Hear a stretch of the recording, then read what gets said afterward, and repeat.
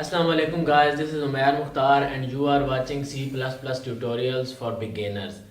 And as we have already discussed that C++ supports three kinds of loops, that are while loop, do while loop and for loop. We have already discussed about while loop and do while loop and we have written codes for them. And in this video we are gonna learn about for loop. For loop is the most widely used loop of C++ programming language and the most easiest to understand. So let's start coding for loops. To make a program for the for loops in C++, we have to write hashtag include iostream, as we always do, using namespace std int main, and inside these braces we have to write for,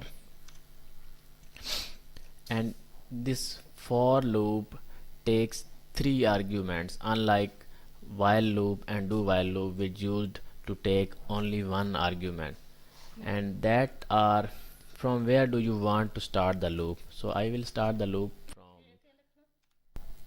1, I is equals to 1, and the second argument is up to where you want to take the loop. So I would like to take it to the value of 10. So I is less than equals to 10, and how much increment do you want? I want to increment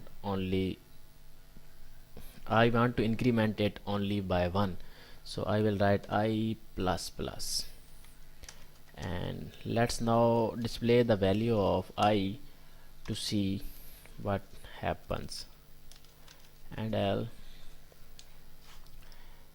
and yes, so it has started the loop from 1 and incremented it by 1 after every iteration until it has reached 10. Now you can increment it by some other integer. For example, if you want to have an increment of 2 after every iteration, you will simply write I is equals to I plus 2.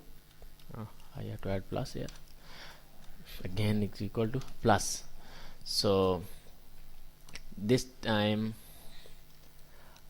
I will be incremented by a value of 2 after every iteration. So let us see what happens now, and yes, it has started I by 1 and incremented it by a value of 2 after every iteration.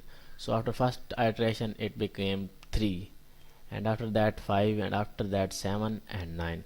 Now after this iteration the value of I happened to be 11, which made this condition here false. So this thing was not executed, and that's why our input has displayed only values up to 9. Now you can also change the starting point of your loop. So let's say we make the starting point of our loop 2, and now let's see what happens. And yes, as you can see that it has started the loop from 2 and ended at 10 and incremented it by 2. That's all from today's video. Please like, comment, share and subscribe to my channel for more programming videos like this. Thanks for watching. Khuda Hafiz.